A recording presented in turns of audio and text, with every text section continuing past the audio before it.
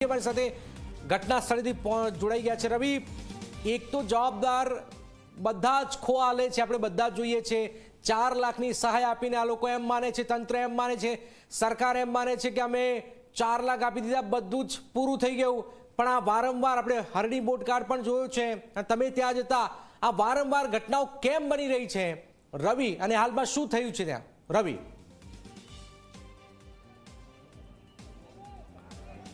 जनक सौ प्रथम तो पहलो सवाल ये थी रह्यो छे कि शू मनुष्यना जीवनी किंमत 4 लाख रुपया है? कारण के सरकारे 4 लाख रुपयानी सहाय जाहिर करीने कही शकाय के हाथ अद्धर करी दीधा छे, ते प्रकारनो घाट सर्जायो छे। सरकारना जे अधिकारीओ छे ते रेस्क्यूनी कामगीरी करी रह्या छे, परंतु जे रीतना वात करवामां आवे तो आ जे दुर्घटना अत्यारे थई छे तेने आज बीजो दिवस है और कलाको वीती गया है, तेम छतां पण हजू सुधी जवाबदार अधिकारीओ सामे कार्यवाही करवामां नथी आवी। केम जवाबदारो सामे कार्यवाही नथी थई ते सवाल मृतकना स्वजनो पूछी रह्या छे। जे मृत्यु पाम्या छे तेमनी आत्मा पूछी रही है कि अमने जेमने मारी नाख्या छे तेवा अधिकारीओ सामे क्यारे कार्यवाही करशो?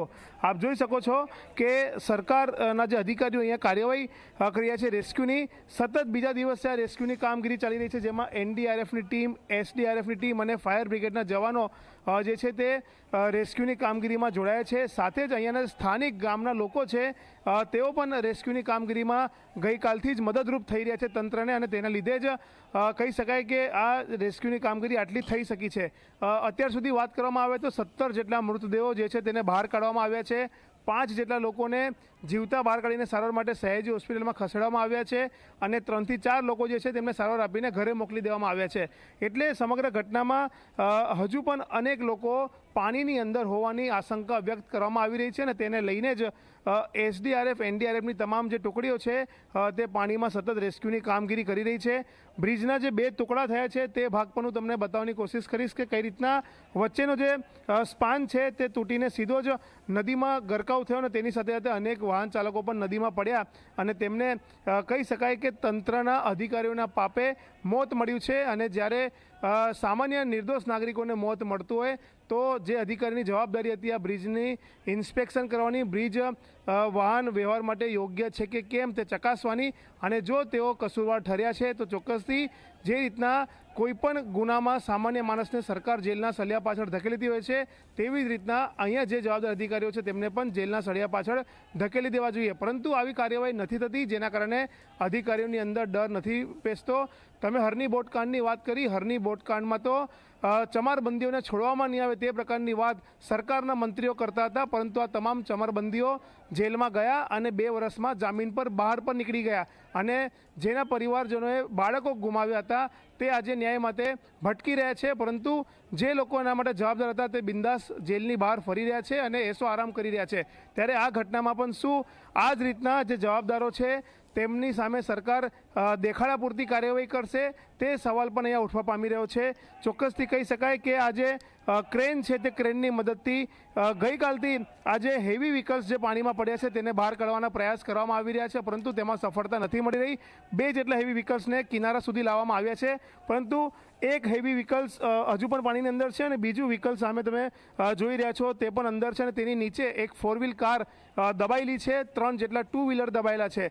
એટલે જ્યારે 4 વ્હીલ કાર બહાર નીકળશે ત્યારે એક્ઝેક્ટલી ખબર પડશે કે હજુ કેટલા લોકો અંદર છે, કારણ કે 4 થી વધારે તો મિસિંગ આંકડો હજુ સુધી તંત્ર પાસે છે। તેમના પરિવારજનો તેમને શોધી રહ્યા છે, ગઈકાલથી તેઓ લાપતા બન્યા છે, ત્યારે ક્યારે તેમના મૃતદેહ મળશે તે સવાલ પણ લોકો પૂછી રહ્યા છે। તેને લઈને જ લોકોએ પોતાની ધીરજ ગુમાવી હતી અને તંત્ર સામે રોષ વ્યક્ત કર્યો હતો, કલેક્ટરને રજૂઆત કરી હતી અને માંગણી કરી હતી કે જરૂર પડે તો આર્મી બોલાવો, જરૂર પડે તો હેલિકોપ્ટર બોલાવો, પરંતુ તે કોઈપણ પ્રકારની કાર્યવાહી નથી થઈ। પરંતુ જે વાત કરીએ કે ગઈકાલની જે મશીનરીઝ હતા, જે મેન પાવર્સ હતા તેના પર જ તંત્ર ભરોસો રાખી રહ્યું છે, અને તેના આધારે જ કાર્યવાહી કરવામાં આવી રહી છે। ટેમ્પરરી રસ્તો અહીંયા બનાવવામાં આવ્યો છે, જેના કારણે જે જેસીબી પોકલેન મશીન છે તે નદી સુધી પહોંચી શકે અને જે પણ વાહનો ફસાયેલા છે તેને નદીમાંથી બહાર કાઢવાની કોશિશ કરી શકે। પરંતુ એક વાત નક્કી છે કે જે રીતના 17 જેટલા નિર્દોષોના મૃત્યુ થયા છે, જેમાં એક 2 વર્ષનું બાળક પણ જનક મૃત્યુ પામ્યું છે, અને આ બાળક એવી રીતના જન્મ્યું હતું કે તેમના પરિવારે બાધા રાખી હતી,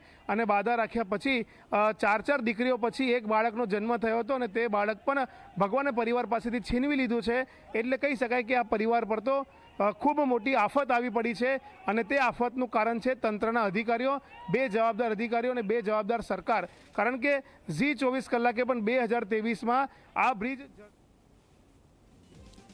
નગરોળ તંત્ર સરકાર બેશરમ થઈ ચૂકી છે. આપ જોઈ રહ્યા છો કે એક નિર્દોષ માણસોના મોત થઈ રહ્યા છે, પણ સરકાર પાસે કોઈ જવાબ છે નહીં.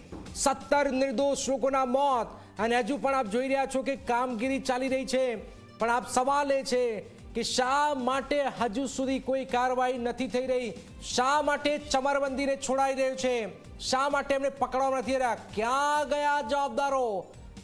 સવાલ છે, જનતા પૂછી રહી છે. ન્યાય આપો. સરકાર મૌન કેમ છે? ઢીલાશ કેમ કરી રહી છે? આ સૌથી મોટો સવાલ ઝી 24 કલાક પૂછી રહ્યું છે. તમારા ચમરબંધીઓ જે વારંવાર આવીને બોલી જાઓ છો ચમરબંધીઓને છોડાશે નહીં, જરા ચમરબંધીને પકડો તો ખરા.